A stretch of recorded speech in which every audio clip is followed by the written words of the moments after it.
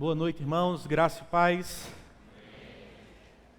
Um privilégio para mim estar aqui com vocês nessa noite, matar a saudade de tantos, poder conhecer tantos outros, desde que saí daqui no ano de 2020, final de 2019, a igreja cresceu bastante, então é muita gente nova, mas é muito bom ver aquilo que Deus tem feito no meio de vocês, através da liderança dessa igreja, do pastor Renan, de todos os pastores que fazem parte da equipe pastoral dessa igreja.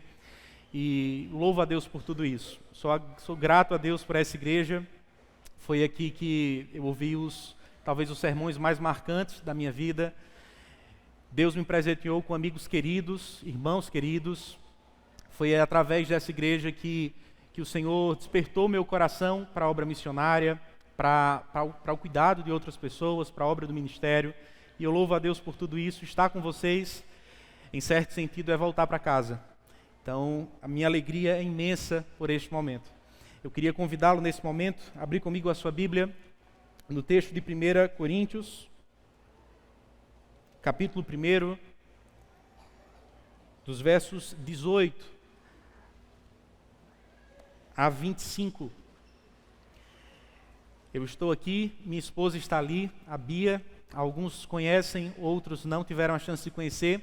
E os meus pais fazem parte hoje da igreja, estão ali do lado. Só foi eu ir embora que eles chegaram. Eu fico feliz. Queria que tivesse ido antes, mas fico muito feliz de eles estarem aqui, cultuando e aprendendo ao Senhor com vocês. Antes de irmos ao texto, vamos orar ao Senhor mais uma vez? Senhor Deus, louvamos ao Senhor por este dia, louvamos ao Senhor pela Tua obra, Senhor, na cruz do Calvário, pela ressurreição que deixou a tumba vazia.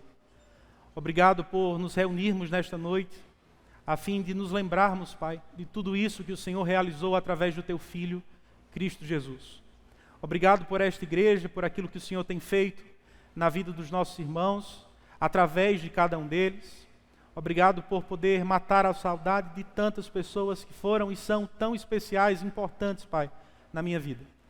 Que o Senhor fale conosco nesta noite, use a Tua palavra para alcançar os nossos corações, para acordar corações que estão sonolentos, para levantar corações quebrados, para trazer vida a corações mortos.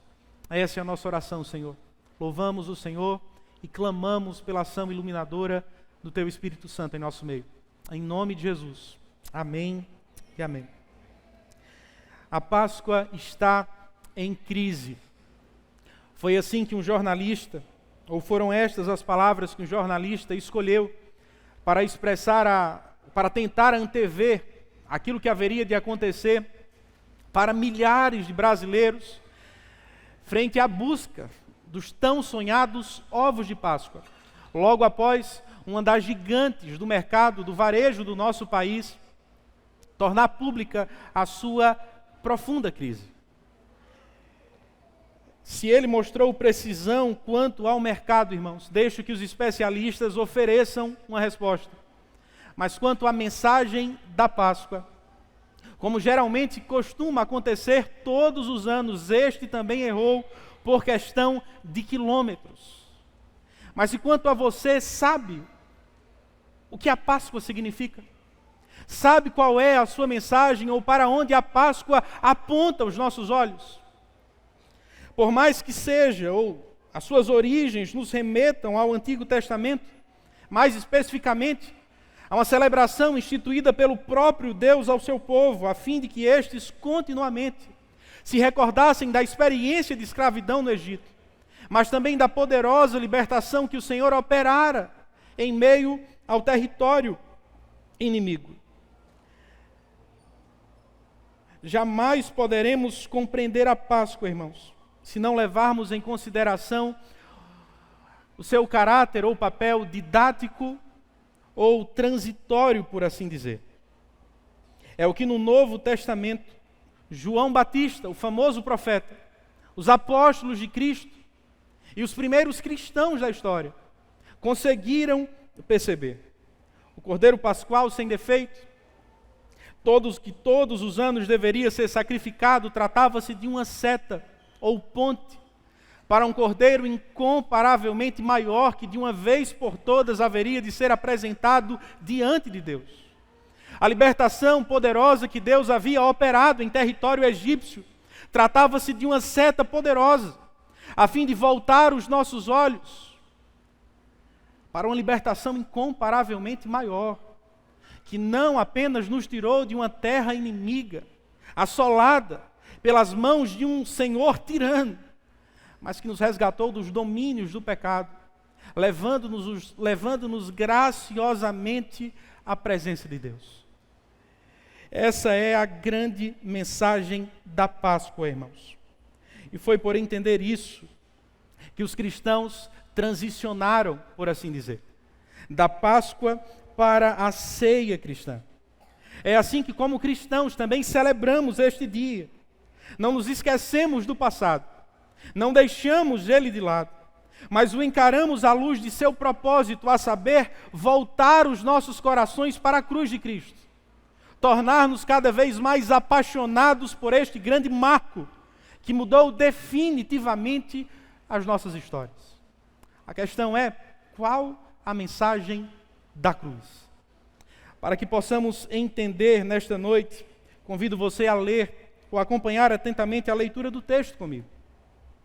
Paulo, escrevendo à igreja de Corinto, com o capítulo 1, verso 18, nos diz: certamente a palavra da cruz é loucura para os que se perdem, mas para nós que somos salvos, poder de Deus. Pois está escrito: destruirei a sabedoria dos sábios e aniquilarei a inteligência dos instruídos. Onde está o sábio? Onde o escriba? Onde o inquiridor deste século? Porventura não tornou Deus louca a sabedoria do mundo? Visto como, na sabedoria de Deus, o mundo não o conheceu por sua própria sabedoria.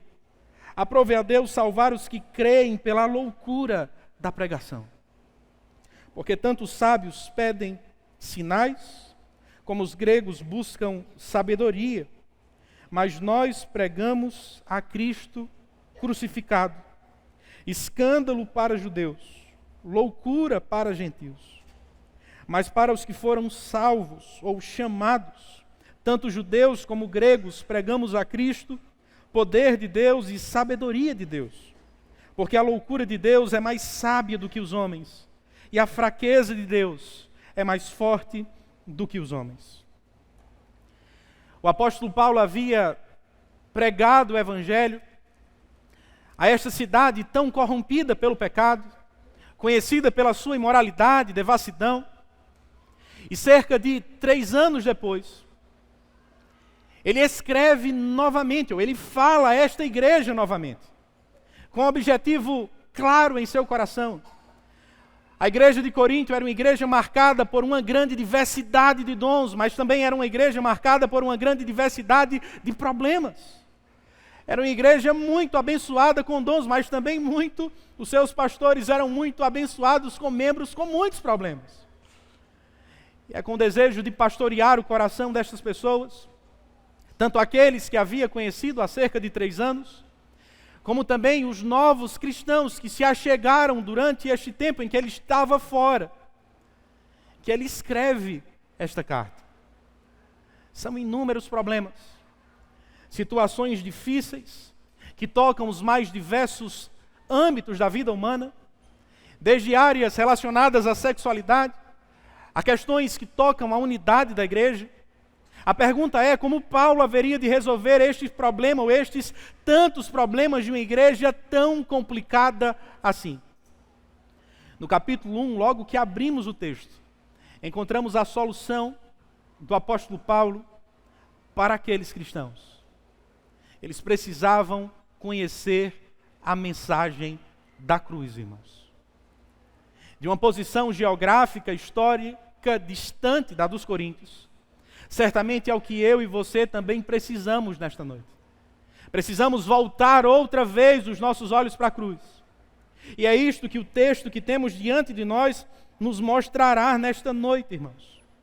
A questão é como o texto nos ajuda a isso.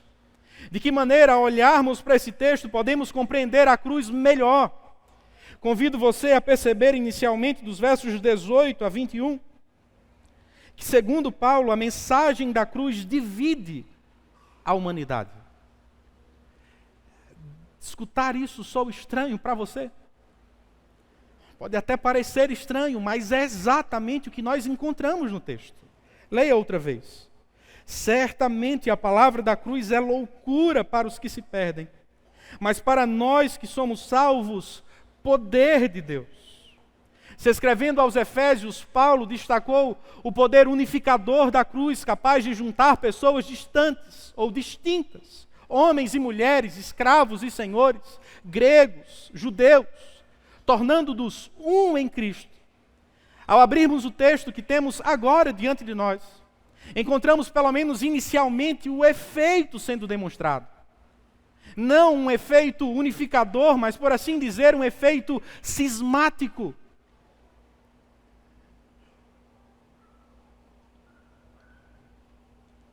Nas palavras de D.A. Carson, irmãos, a única polaridade de importância crucial.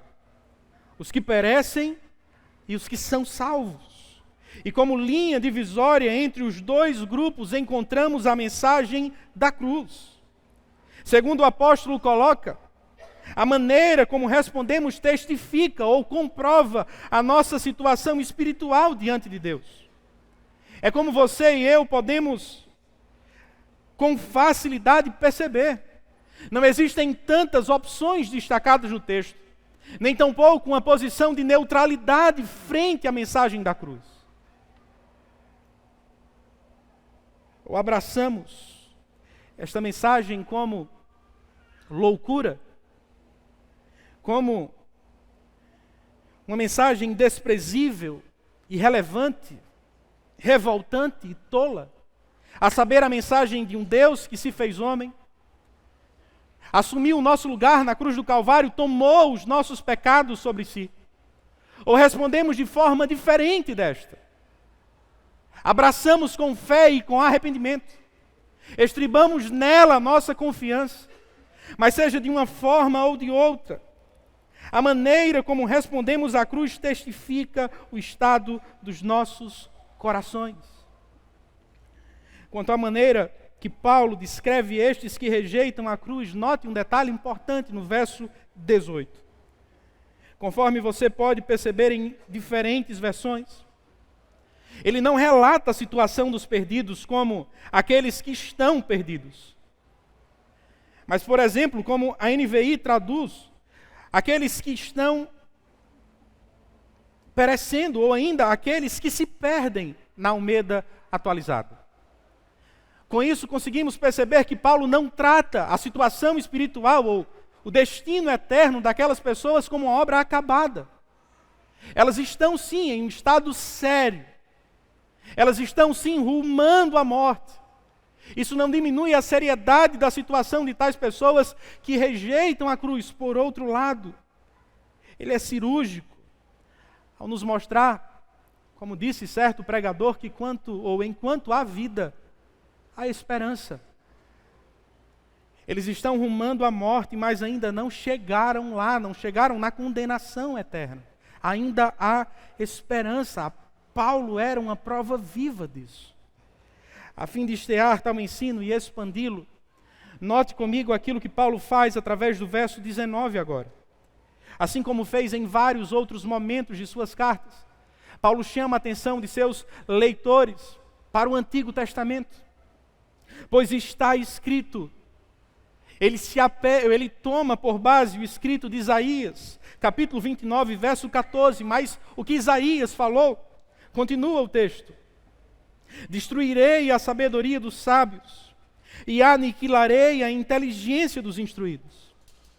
Se com o verso 18 percebemos a rejeição que muitos dão à mensagem da cruz, ao encará-la como loucura, como tolice, como algo desprezível, através do verso 19 conseguimos notar a rejeição que Deus dá à sabedoria demonstrada por estas pessoas, que norteia a maneira como encaram a cruz de Cristo. Para reforçar tal ensino, Paulo empunha 3 perguntas retóricas. Versos de número 20. Onde está o sábio? Onde o escriba? Onde o inquiridor deste século? Porventura não tornou Deus louca a sabedoria do mundo? Quem eram estes homens, irmãos? O sábio mencionado tratava-se de alguém que adotava uma das muitas e competitivas cosmovisões da época. Podia ser um epicurista, ou um estoico, ou um platônico. Por mais diferentes que fossem as correntes por estes homens adotadas, eles tinham algo em comum. Aquilo que lhes marcava, aquilo que lhes era comum, era o simples fato de acreditarem que tinham respostas para tudo. Que poderiam responder com facilidade as perguntas relativas à vida, à identidade humana, à existência, ao mundo à nossa volta. Quem eram os escribas destacados no texto?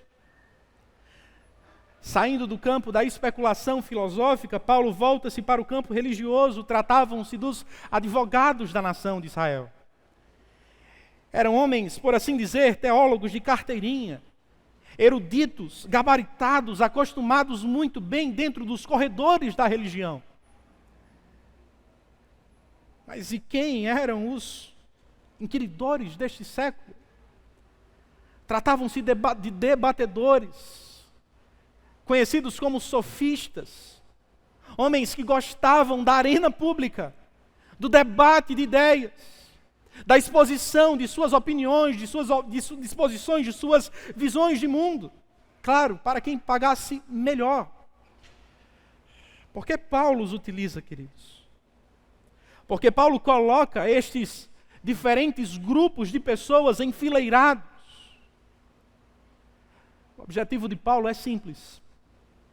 Ele deseja mostrar através destes três grupos de pessoas, como tanto os sábios, escribas, como também os sofistas, igualmente fracassaram na tentativa de, por si mesmos, através de seus próprios esforços, encontrarem a verdade para os seus corações.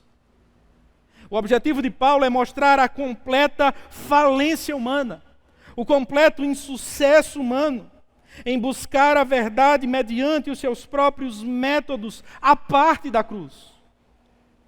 Com a quarta e última pergunta, Paulo emite o veredito de Deus a estes homens e a todos aqueles que, com base neste tipo de sabedoria caída e humana, confiam, estribam a sua confiança. Verso 20, parte final. Porventura não tornou Deus louca a sabedoria do mundo? Como vocês podem imaginar, a resposta é sim, mas como, irmãos? Verso de número 21, veja a resposta de Deus. Visto como na sabedoria de Deus o mundo não o conheceu, por sua própria sabedoria aprove a Deus salvar os que creem pela loucura da pregação. Deus torna louca a sabedoria deste mundo de duas formas, conforme Paulo. A primeira é chamar pecadores à salvação. Não através de suas obras, de seus méritos, de suas conquistas, de sua inteligência, de sua retórica, de suas habilidades.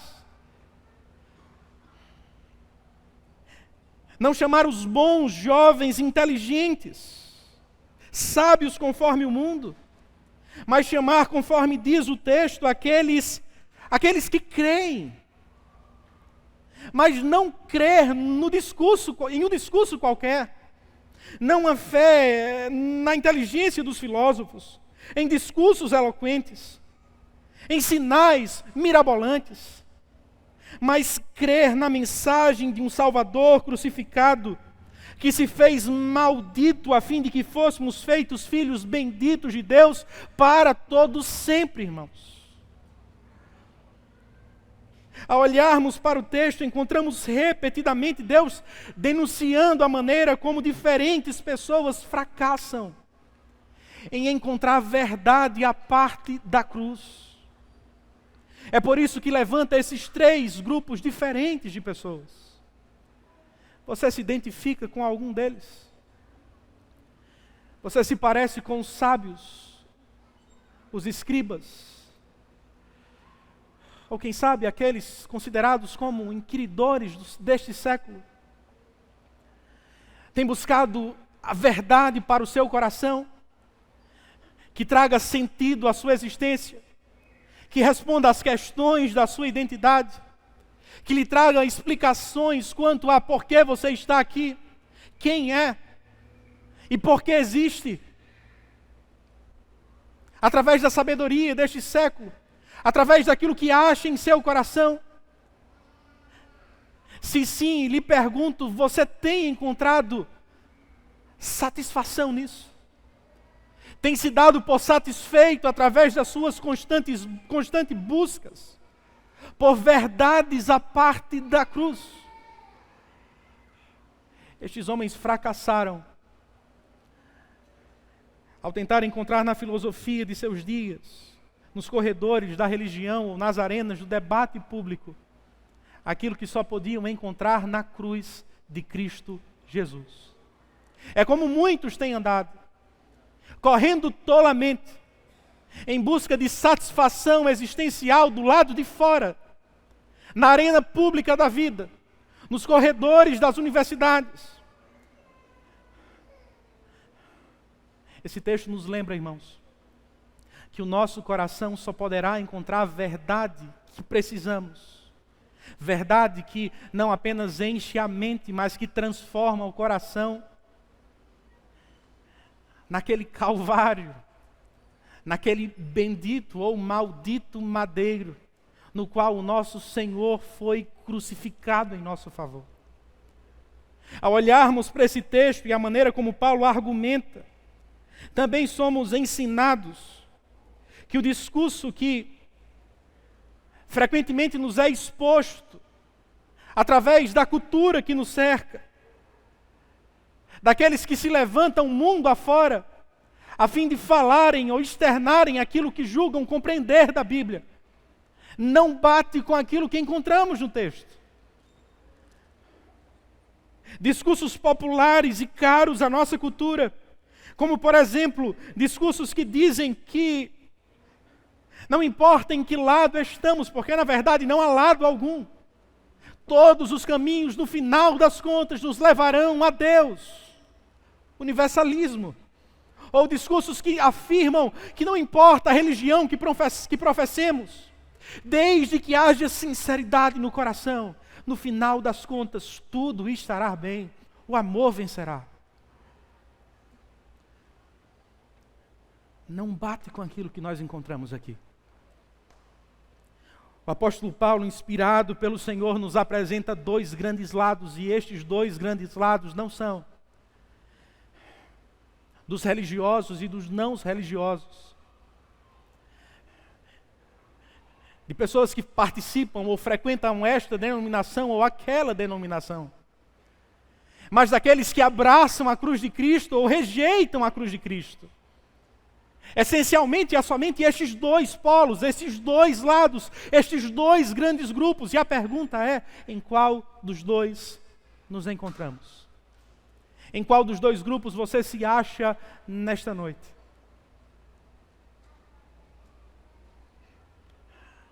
É acostumado nos corredores da religião, como eram os escribas? É um assíduo pesquisador de verdades, que tentam preenchê-lo pelo lado de dentro, satisfazer aquelas dúvidas existenciais que pairam a sua mente, mas ainda assim se acha longe da cruz, ainda assim encara a cruz como loucura, seja por rejeitá-la verbalmente ou simplesmente por se esquivar desta. A má notícia que tenho a dizer a você nesta noite, através deste texto, é que se esse é o seu caso, infelizmente você se acha perdido. Você se encontra em uma destas duas estradas, mas não é a estrada que leva a Cristo, mas é a estrada que o final, o destino, o desfecho último é morte e morte eterna. Por outro lado, trago uma boa notícia através do texto. Ou Deus nos apresenta uma maravilhosa notícia. ao falar acerca destes que até hoje rejeitaram a cruz de Cristo, como disse de início, Deus os descreve como aqueles que se perdem, aqueles que estão em uma estrada que, por fim, acabará em condenação final, desde que até lá não sejam encontrados pela cruz. Se até hoje rejeitou a cruz de Cristo, saiba, hoje ela se encontra diante de você mais uma vez. O Cristo crucificado não apenas morreu de braços abertos, Ele se acha prontamente disposto a lhe receber nesse instante. A cruz de Cristo pode alcançar pecadores nos mais distantes lugares que estes possam se encontrar. Como o pastor Renan pregou no último domingo, todos nós temos passado, irmãos. Todos nós temos uma história escura, negra, distante de Deus. Mas por pior que sejam os nossos caminhos, por pior que seja o nosso estado, nenhum dos nossos pecados pesa mais do que o peso da graça de Deus. Nenhum dos nossos pecados é tão grande o suficiente que não possam ser moídos pela cruz, que não possam ser triturados por ela, que ela não possa levantar e afastá-los de nós. O braço da graça está disposto a retirá-lo deste lugar de morte, deste caminho de condenação, a fim de transportá-lo outra vez para a presença graciosa de Deus. A cruz de Cristo pode fazer isto. Abra os seus olhos e abrace esta verdade nesta noite. Precisamos conhecer, irmãos, a mensagem da cruz. Se por um lado ela divide a humanidade, chocando os homens, chocando a nossa cultura, indo de encontro ao nosso coração, conforme você pode perceber dos versos 22 a 25, esta mesma mensagem surpreende a humanidade. Certamente foi o que aconteceu tanto com os judeus como com os gentios, aos quais Paulo pregou esta mensagem. Note comigo os versos 22 e 23 agora. Porque tanto os judeus pedem sinais, como os gregos buscam sabedoria, mas nós pregamos a Cristo crucificado, escândalo. Escândalo para os judeus, loucura para gentios. Paulo conhecia de perto as características de sua audiência. E ao descrever as peculiaridades de cada um destes povos, conseguimos vislumbrar isso. Falando sobre os judeus, os seus compatriotas, o apóstolo destaca uma marca que lhes tinha sido impressa há anos. Historicamente, os judeus eram muito dados a fatos. Eles gostavam de coisas concretas. Tinham pouco interesse pelo pensamento especulativo. Sua exigência era de provas e seu interesse estava naquilo que é puramente prático. E quando pensamos, voltando os nossos olhos para a história, naquilo que eles viveram, isto faz todo sentido. Vocês conseguem se recordar dos feitos que Deus operou através de Moisés? Dos milagres que o Senhor realizou através do seu servo Elias? Ao vislumbrar ou ao esperar um Messias. Eles esperavam um Messias maravilhoso, repleto de sinais, e é por isso que pediram tantos sinais ao Senhor. Eles pensavam em um Messias como alguém credenciado para realizar manifestações de poder e majestade. Ao anunciar um Messias crucificado, o apóstolo Paulo anunciou uma contradição de termos.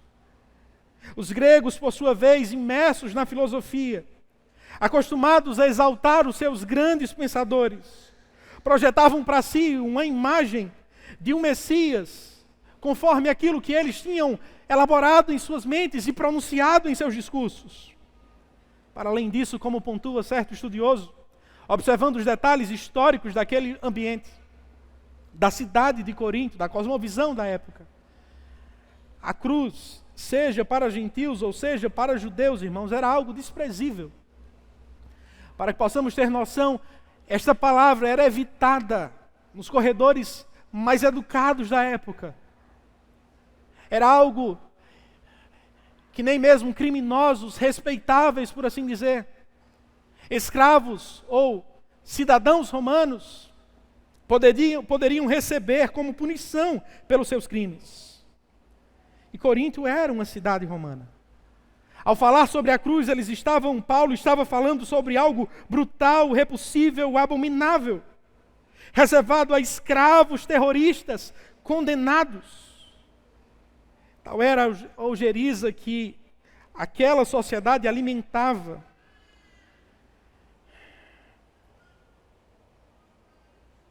Que ao escutar a mensagem de um Cristo crucificado, como disse o apóstolo Paulo através do verso de número 21, ou 22, 23, os judeus a encararam como escândalo, os gentios a encararam como loucura. Se por um lado a mensagem que Paulo anunciava não atendia às expectativas de sua audiência, o Messias crucificado não se enquadrava com o Salvador esperado por aquelas pessoas. Por outro lado, era justamente essa mensagem que Deus havia escolhido para transformar pecadores. Versos 24 e 25. Mas para os que foram chamados, tanto judeus como gregos, pregamos a Cristo, poder de Deus e sabedoria de Deus. Porque a loucura de Deus é mais sábia do que os homens, e a fraqueza de Deus é mais forte do que os homens. Concordo com Carson quando, comentando o texto, ele diz que nesse texto encontramos algo prazerosamente irônico, irmãos. E a razão de tal ironia é porque aquilo que os homens apelidaram como loucura ou algo desprezível foi justamente o meio instituído por Deus para salvar pecadores. Aquilo que os homens observaram como fraqueza, ou seja, um Salvador crucificado, prestes a morrer. Na verdade, estava ali a maior força jamais vista. Aquele Salvador pendurado em uma cruz, aparentemente impotente, com uma cruz de espinhos em sua cabeça, cuspido, renegado, maltratado, mostrava o ápice da sabedoria que os homens, ao longo de toda a sua história, jamais conseguiram pensar. Cristo crucificado, rejeitado, tido como loucura, mas na verdade sabedoria e poder nas mãos de Deus. Há cerca de 200 anos antes de Cristo, um homem chamado Arquimedes fez história. Ele ficou conhecido no mundo antigo e até mesmo em nossos dias pelo seu brilhantismo e sua sabedoria. Para vocês terem noção, Arquimedes, há 200 anos antes de Cristo, escreveu um livro chamado O Contador de Areia. E nesse livro ele falava, ou tentava expor uma tese, de quantos grãos de areia seriam necessários para preencher o universo. Este mesmo homem espantou as pessoas de seus dias, quando conseguiu elaborar máquinas de guerra incríveis, capazes de levantar navios a cerca de 100 metros de altura, lançando-os nas rochas e decretando a vitória para o lado inimigo. O mesmo Arquimedes foi aquele que descobriu a teoria ou a lei do empuxo e saiu pelado, deixando a sua banheira, gritando: "Eureka, eureka, descobri, descobri!" Por mais que tenha feito e descoberto muitas coisas, particularmente aquilo que Arquimedes disse que mais me chama a atenção foi quando, conversando com o rei da cidade de Siracusa, ele disse: "Dê-me um ponto de apoio firme o suficiente e uma alavanca longa o bastante, moverei todo o mundo. A pergunta é, isso é possível? Uma alavanca pode mesmo mover todo o mundo? Uma alavanca consegue girar este mundo inteiro? Arquimedes não pôde ver isto, mas 200 anos depois, em um madeiro de cerca de 3 metros, em um lugar chamado Caveira, do lado de fora da cidade, dos muros da cidade de Jerusalém, tipicamente usado para a condenação de criminosos, acharam a alavanca que Arquimedes profetizou. Encontraram um ponto de apoio firme o suficiente. Cristo era a alavanca e Cristo moveu todo o mundo, irmãos. Ele moveu o nosso mundo. Ele revelou em sua própria carne, em sua própria morte, aquilo que Paulo escreveu, que os homens intitularam de loucura, mas que foi a sabedoria de Deus, o poder de Deus, a força de Deus, sendo evidenciada aos olhos de todas as gerações. Naquele lugar ele não estava movendo pesos que nós conseguimos carregar com as nossas mãos. Ele estava movendo os meus e os seus pecados, a minha e a sua condenação, a minha e a sua culpa, os meus e os seus infernos estavam sendo lançados de uma vez só. E naquele maldito madeiro, Cristo mudou a nossa eternidade em questão de segundos. Nós que éramos condenados ao inferno eterno, fomos transportados para o seu reino de amor. Nós que estávamos sentenciados à morte, fomos aceitos como filhos adotados, como família de Deus. Cristo moveu o mundo. Cristo transformou as nossas histórias. Se isto é aquilo que acreditamos, precisa ser também aquilo que anunciamos, irmãos.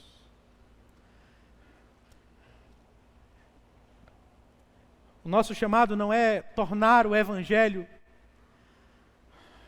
para utilizar uma palavra muito dita em nossos dias, relevante aos olhos de incrédulos. A nossa mensagem não é tornar o Evangelho agradável àqueles que nos cercam. A nossa mensagem não é tornar o Evangelho não mais um causador de incômodos. A nossa mensagem é proclamar o Evangelho de Cristo e este crucificado. É isso que fazemos em nossos trabalhos, faculdades, escolas, vizinhança, família. Saber que este Evangelho, que o mundo encara como loucura, é o poder de Deus para salvar pecadores, deveria encorajar o seu coração, meu irmão. Você que, assim como eu, é fraco, que falha nas palavras, que pode não ter uma mente brilhante. Aquilo que salva pecadores não são as nossas palavras bem articuladas, não é o nosso raciocínio brilhante, não é a ordem como expomos isto ou aquilo, mas é a mensagem de um Deus crucificado na cruz do Calvário. Se isto é verdade, sendo isto verdade, proclame o Evangelho com confiança, sem esvaziá-lo, mas anunciando aquilo que os homens tomam por loucura, sabendo que no tempo do Senhor, Ele é poderoso o suficiente para abrir corações, como fez com Lídia. Ele é poderoso o suficiente para gritar, bradar no coração de pessoas, como fez com Paulo, enquanto este estava caminhando para Damasco em suas estradas e caminhos de morte. Se a salvação vem por este Evangelho de um Cristo crucificado, não nos resta nada além de proclamá-lo, mesmo que isto nos custe também passar pela cruz. Que sejamos tidos como loucos, como Paulo foi encarado por uma autoridade ao proclamar o Evangelho. mas que sejamos sábios e obedientes diante de Deus. A Páscoa está em crise. Foram estas as palavras que aquele jornalista disse, pensando no que aconteceria no mercado do nosso país. Que bom saber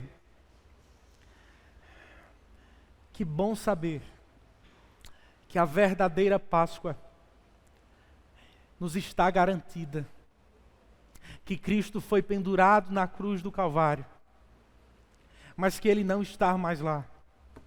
Que Ele ressuscitou dentre os mortos. Que a cruz de Cristo cumpriu o seu propósito. Que a cruz que divide, que a cruz que nos surpreende, ela nos chamou das mortes para a vida, das trevas para a luz. Que assim como o nosso Senhor ressuscitou um dia com Ele, também ressuscitaremos. A Páscoa não está em crise, irmãos. A Páscoa venceu, o Cordeiro venceu, o Cordeiro ressuscitou. E por isso o nosso coração pode celebrar nesta noite de esperança, de gozo, de glória. Que Deus possa abençoar o coração de cada um de vocês. Convido você nesse instante a fechar os seus olhos e orar comigo mais uma vez. Senhor Deus, obrigado pelo Cordeiro, que não foi poupado por Ti, Pai, mas que se entregou em nosso lugar de maneira definitiva na cruz do Calvário. Obrigado porque esta cruz que nos divide, pela graça, Senhor, nos transportou do reino de morte para um reino de vida. Obrigado porque o Senhor não lançou uma corda, dizendo, subam por si mesmos, mas o Senhor enviou o Teu Filho ao mundo, a fim de que através de Cristo fôssemos erguidos da condenação para a glória eterna. Obrigado, Senhor, porque esta cruz que surpreende, nos surpreendeu também. Estávamos mortos, acreditávamos que poderíamos, pelas nossas próprias forças, nos achegarmos à Tua presença, mas o Senhor venceu a nossa ignorância, o Senhor triunfou sobre a nossa rebeldia, o Senhor nos aproximou do Teu banquete, para jamais sermos expulsos dele. Louvamos o Teu nome por isso, Senhor, e celebramos a cruz, porque sabemos que ela não foi o Teu ponto final. Ao terceiro dia o Senhor ressuscitou, e por isso nos alegramos, Senhor, nesta noite. É no nome de Jesus que nós oramos. Amém e amém. Que Deus os abençoe, queridos.